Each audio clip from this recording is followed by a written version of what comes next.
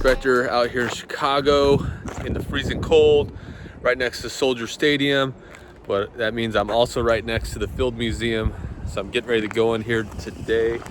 I've wanted to come here for a while, mainly because they have an awesome meteorite museum, so I've heard. I know Jay Pytek has done some work and done some trades. That's where actually I got some of my material from. So we're gonna go into the Field Museum here, get it checked out before I gotta get off to work here while I'm waiting for others to come in. But anyways, here it is, pretty cool. It's freezing, I'm gonna go inside.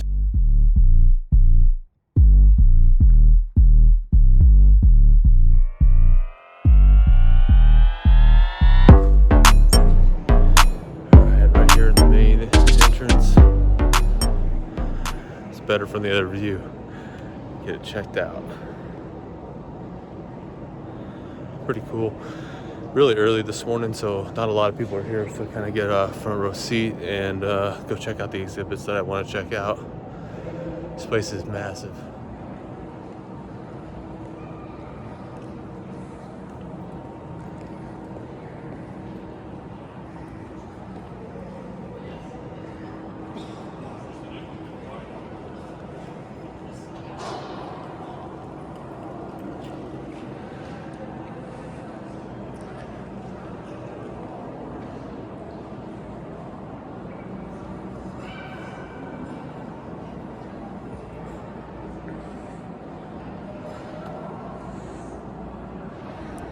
I can only imagine what that would have been like.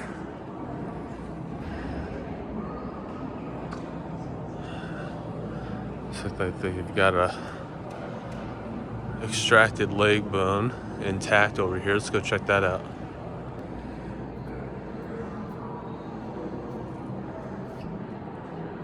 Out of Argentina. It's pretty cool. I'm 6'2", and that piece is as big as me, like him in the picture there. Pretty wild, but all right, well, I'm gonna go try to find this meteorite museum section of this building. So I also know they got a gemstone section, so we're gonna check that out too. Okay, well, didn't make it very far, got distracted. Ancient Americas. Gotta check out early man. And as now we call them the ancients. These are our ancestors.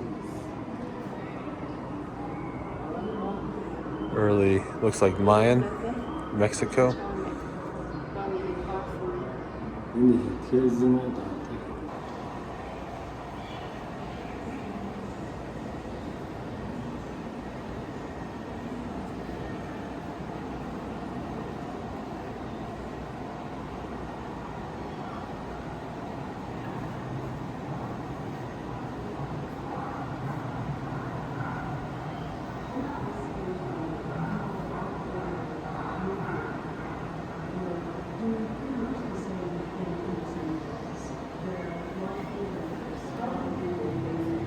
Most of these are early spear points known as closed form.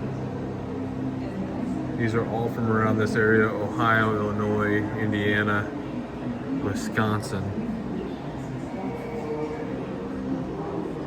And you can find them out west as well.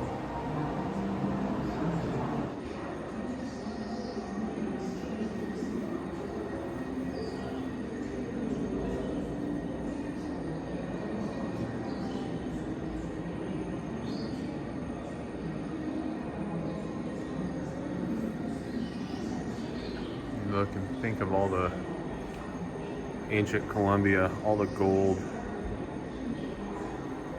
You hear about the fables of the 7 cities of gold, or Sabala. Makes you wonder if it was true, because that area was known to have tons of gold like this.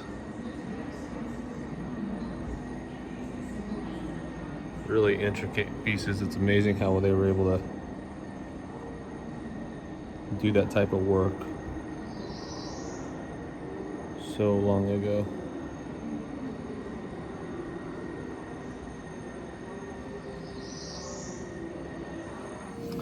Now we're in the Aztec, Mayan, Spanish area.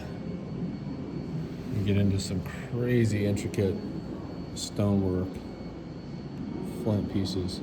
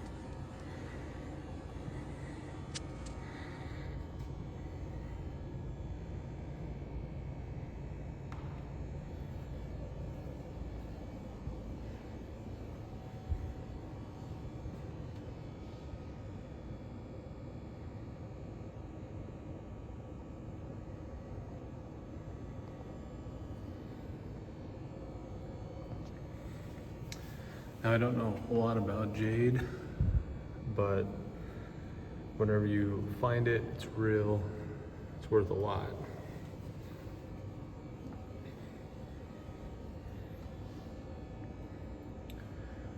It's hard enough to carve, soft enough to allow delicate form,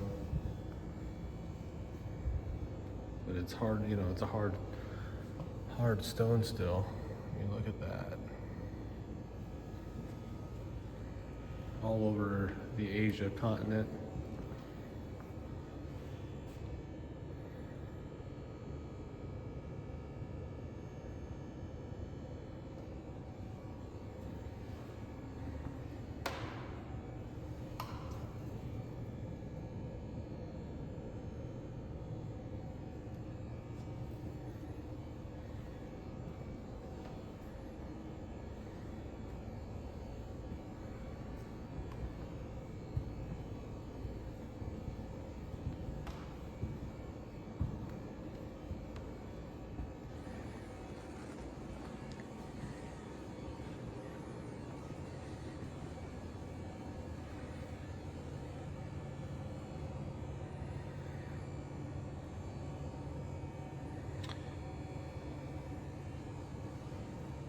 These were found all around the world.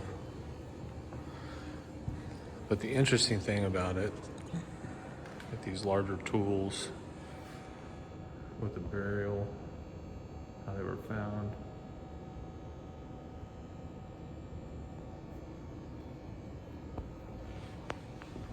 But to give you an idea of what it looks like raw, this piece would be worth so much money. Here's my hand. Look at how big this is.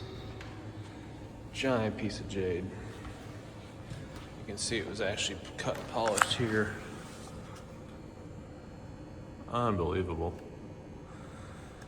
This is a nephrite boulder. It was found near Lander, Wyoming, an area rich in nephrite deposits. Stone weighs 2,490 pounds.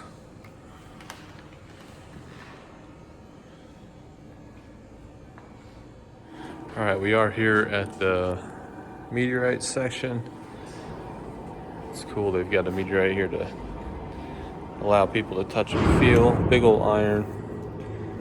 I think that's a cast. I don't think that that's a real piece. Yeah, it's a replica.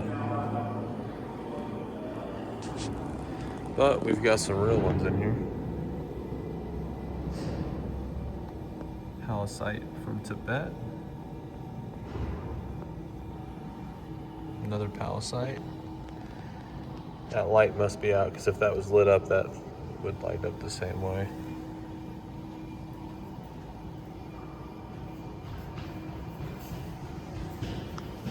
And that's Laporte, or Laporte, I would pronounce it. That's an iron from down in the 1900s from Indiana.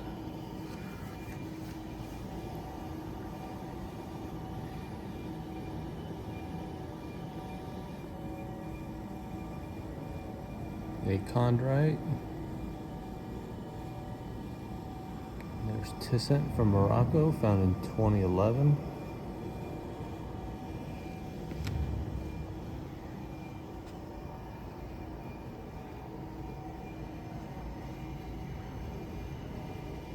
That's an old one, found in 1857.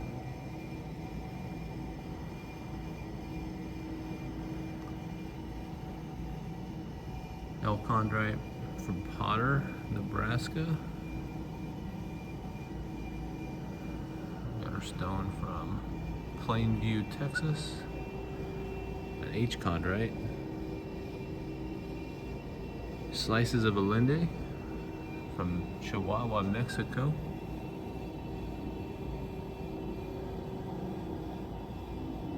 Looks like it still has a nice fusion crust on the outer side.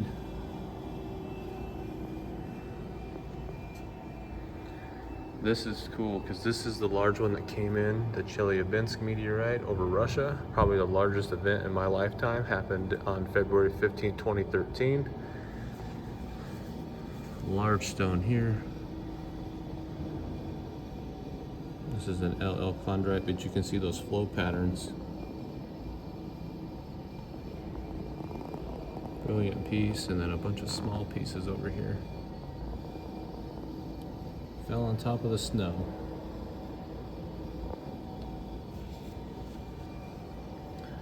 Popular one here, Park Forest.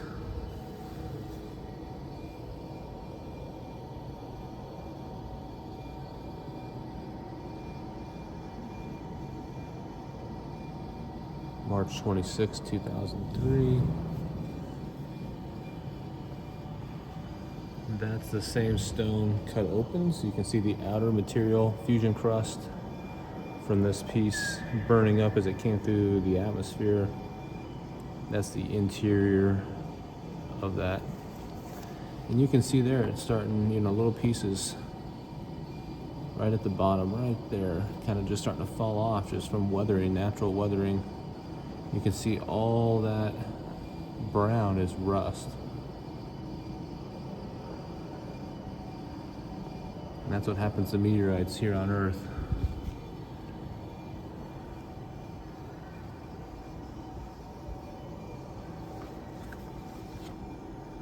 Now, if I'm not mistaken, they had the Navajo Meteorite here. It might be off in the back of the museum. I'm gonna inquire about it to see if we can't figure out if they still have it here, because I believe it was at this museum.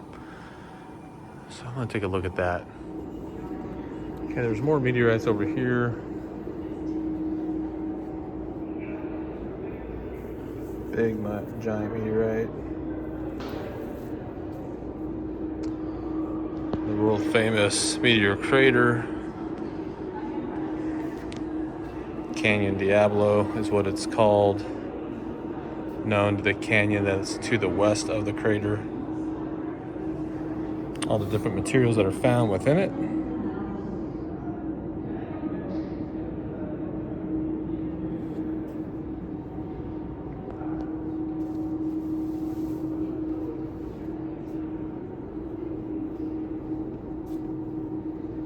That meteorite actually came in, fell through a little garage, actually went through a car. That's a cast of the original meteorite. Got stuck in the box spring. So there's the section of the roof. It's pretty cool. There's where it was at, embedded into the cushion of the vehicle.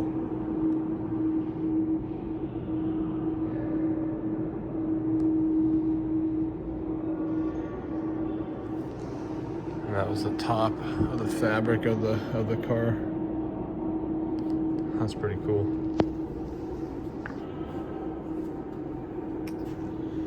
I want to show you these real quick. Some more meteorites. Willamette. Most importantly, this one. This is the largest piece of Tucson ring that I think I've seen. It's definitely about Probably almost 12 inches long. Very nice piece.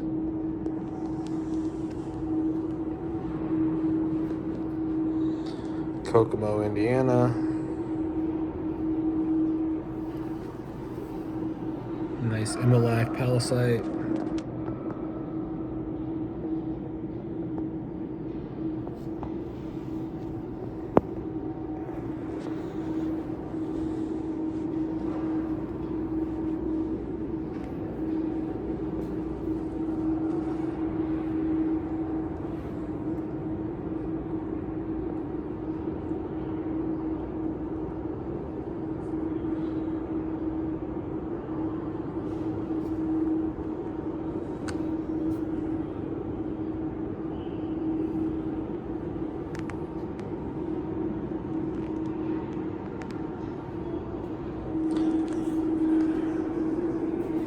Alright guys, here's a monster meteorite.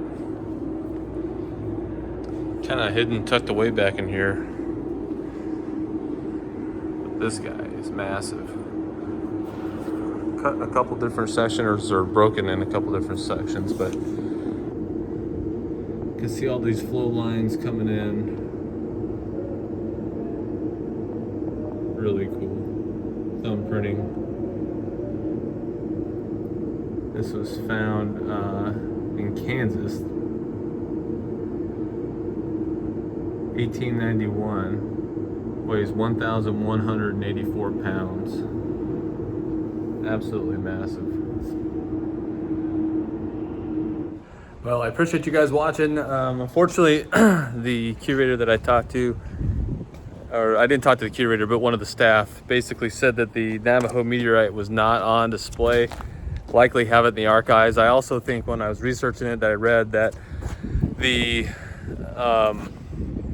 maybe one of the halves might have gone to the University of New Mexico Museum. So I'll have to do a little bit more research on that, but I got his card. Hopefully next time I'm in Chicago, don't know when that's going to be, I could reach out and maybe get that done where I can see the Navajo Meteorite. But anyways, Billy Easy Prospector, part of Prospector's Vault. Appreciate you following along. Hope you enjoyed the video coming along to the Field Museum of Chicago, and I will catch you on the next one.